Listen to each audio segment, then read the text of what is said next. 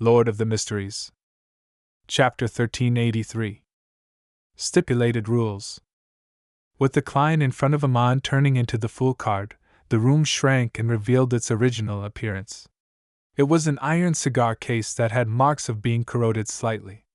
It had fused with the aura of Sapphira Castle. Klein's figure appeared out of nowhere as the entire divine kingdom of the Fool collapsed. As the magnificent palace reappeared, he grabbed the vessel that carried the Fool card and Amon's true body and suddenly closed it. He didn't have hopes of using this item to seal Amon, who wielded the corresponding authority of the door pathway. All he wanted was to buy some time and find a chance to throw Amon out of Sapphira Castle and retrieve the initiative. But at that moment Klein, who was wearing a black trench coat, paused. His other hand took out a crystal monocle from the void with his other hand and placed it in his right eye. Behind him, Amon, who was wearing a pointed hat and a classic black robe, quickly outlined his figure. His eyes were dark and wild as he laughed. "What made you think that I didn't use an avatar?" Before he finished his sentence, Klein's figure that had been parasitized rapidly turned thin, turning into a crude paper figurine. Klein was cautious and hadn't used his true form either. He relied on a paper figurine substitute that had spirit body threads grafted. He knew very well that he would rather give up an opportunity than make mistakes when fighting Amon. Once he made a mistake, under the suppression effect of a bug, it would be very difficult for him to turn the tables. With regards to the situation of the prey turning into a paper figurine, Amon didn't seem to be surprised. All he did was raise his hand to touch the crystal monocle. At the other end of the Grand Palace, Klein, who was wearing a top hat and a trench coat, uncontrollably walked out of the Fool's automatic concealment.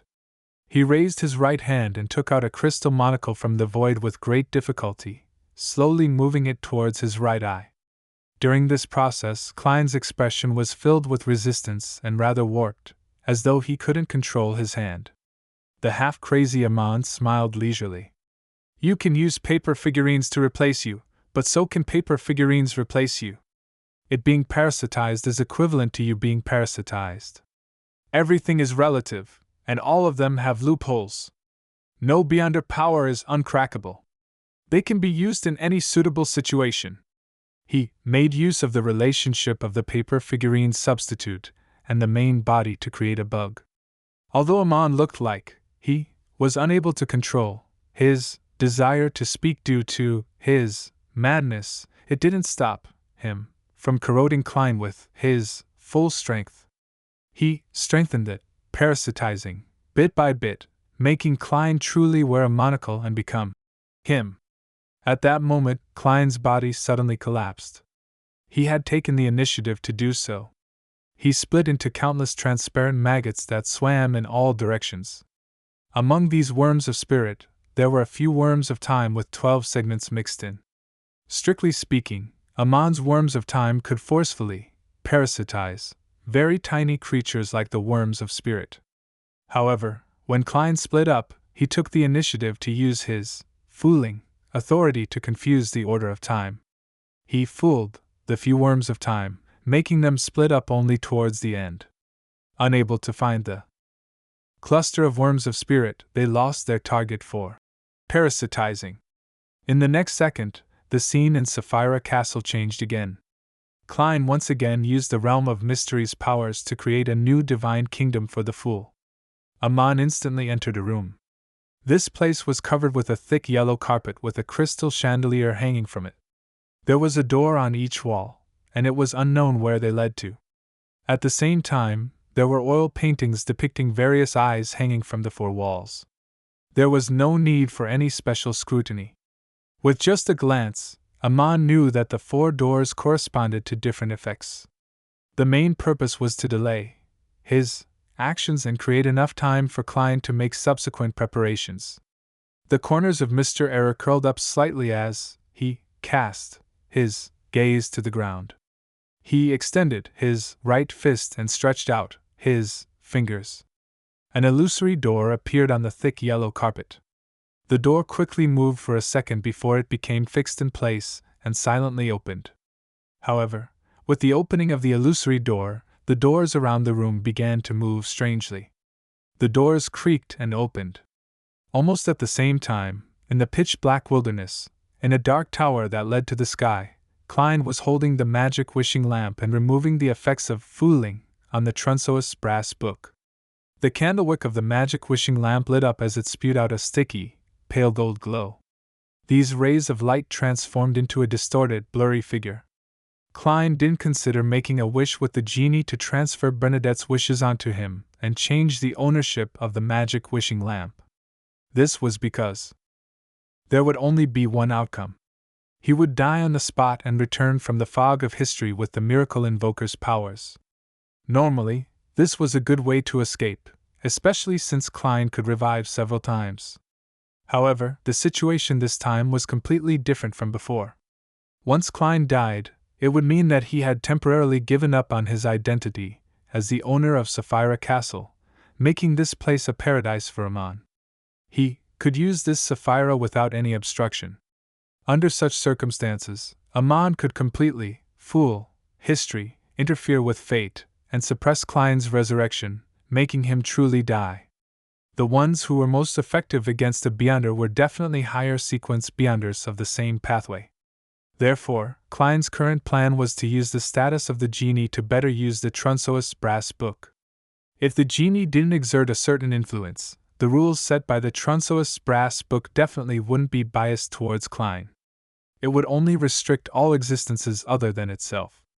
As the genie's blurry, pale gold figure took form, the Trunso's brass book produced the sound of colliding metal and quickly flipped to the second half of the book that allowed writing. Without any gap in time, new text appeared on the brass page. Theft is prohibited here. If Klein had the choice, the most suitable rule would be: acts of theft are prohibited here, because the former clause was a law. It couldn't stop someone from committing theft ahead of time, and it could only deliver punishment after the act. Furthermore, punishment for first-time thieves was inevitably light, something the Amons could withstand. His idea restricted the possibility of such actions. There was no such thing as theft. However, there was no way for the Trunso's brass book to make such a rule right now. One had to wait until the provisions were watertight enough, and that it had awakened to a certain extent before that was possible. Previously, the genie had relied on his close connection with the Trunso's brass book, his high status, and all his strength before he could enforce similar rules. At this moment, he was already drained and unable to do such things. At present, all Klein could do was try his best to stall for time so that the Trunso's brass book could produce a sufficiently strict setup of laws to target Amon so as to act in concert with his fooling authority. At this moment, in the room that trapped Amon, as the illusory door on the ground opened, the 4 real doors shook and cracks appeared. This would bring about many unknown effects. Suddenly, the sound of a bell rang out from an endless distance away. At some point in time, Amon had transformed into an ancient, mottled stone wall clock. On the wall clock, the second hand formed by the worm of time suddenly paused. Gong! As the bell reverberated, everything in the room froze strangely, including the 4 doors. The only exception was Amon. He had transformed back to his pointy-hatted, classic black-robed look. With a smile, he calmly raised his left hand and tightened his 5 fingers.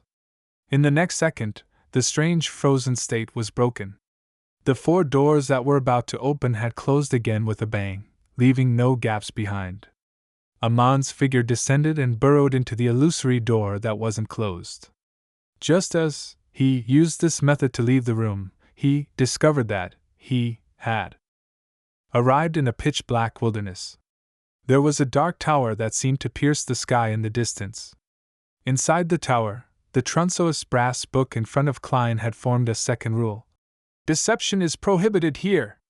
Although Amon couldn't see what was happening, it was as though he had sensed something. After all, a high-ranking person who used the rules of deception as entertainment was undoubtedly able to sense the changes in the rules. Otherwise, there was no way of accurately finding loopholes. He immediately raised his hand and adjusted the monocle stuck in his right eye. On the surface of the crystal monocle, a blinding, pure white light spewed out, illuminating the wilderness. There were no longer any concealed existences here. This was the eternal daytime that he had previously given to Klein and retrieved from Klein's main body. In such an environment, the dark tower melted inch by inch.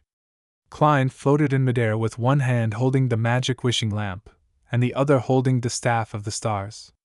In front of him was the open Trunso's brass book. Amon took the opportunity to stretch out his hand that was holding onto the monocle. From a distance, he gripped Klein's projection to his palm.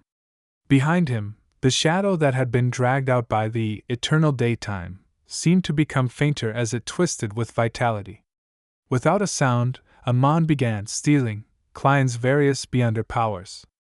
He didn't deliberately seek out the fooling authority.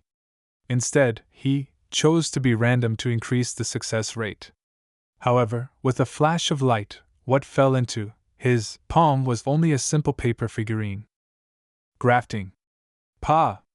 The shadow behind Amon's back was lashed by an invisible whip, and he was completely unharmed. He created an error, letting his shadow replace him. Following that, Amon laughed as his voice resounded in Klein's ears. Jimmy, I can also promise to send you back to the cosmos. Look, I wasn't punished. This means that I'm not swindling you.